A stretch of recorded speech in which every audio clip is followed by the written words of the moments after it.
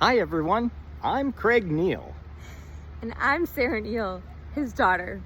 Today we're taking you on a John Hughes tour of the North Shore. Ferris Bueller's home to Home Alone, we're visiting actual film locations where the movie magic happened. And yes, Dad's making me do this, but it's gonna be fun. Let's kick things off with some caffeine. Next stop, Starbucks. Yay. Every great adventure starts with coffee. And every great dad joke starts with me. All right, Dad, sip up. Time to chase Ferris. Here we are at the Northbrook Library. This bench is a quiet little Hughes landmark. Let me try that again. Here we are at the Northbrook Library. This bench is quite a little tribute to John Hughes. Fun fact, John Hughes grew up right here in Northbrook, and fans put this bench in place as a tribute after his passing. And fun fact, if you sit on the bench just right, you can actually see the famous Save Ferris water tower. Hey, A perfect photo op. and there's the library. And there's the Save Ferris. And cut. This was John Hughes' old high school, Shermer High. He used it in many of his films during his career, including, of course, Ferris Bueller's Day Off.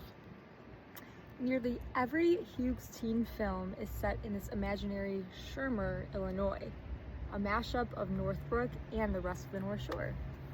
The So more you cool. know. The more you know. So what do you say, Sarah?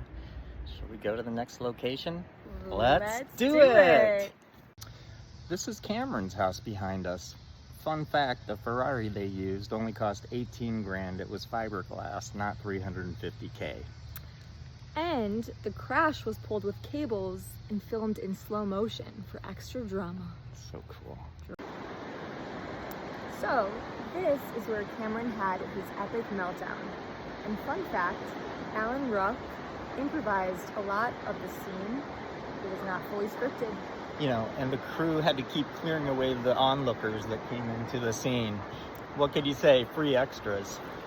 Well, Sarah, I think our next stop is home. What do you say? Let's do it! this. Well, Sarah, we made it back home after chasing Ferris all afternoon. We saw Shermer High, Cameron's house, Glencoe Beach, and even the legendary Save Ferris water tower. And we learned Ferris might be the most famous truant in history, but he sure knew how to make a day count.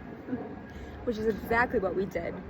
A father-daughter day off Hughes style. That's right.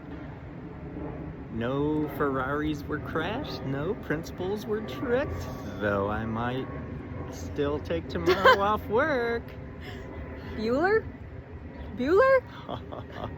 Life moves Moves pretty pretty fast. If you don't stop and look around once in a while, You might miss it. you could miss it.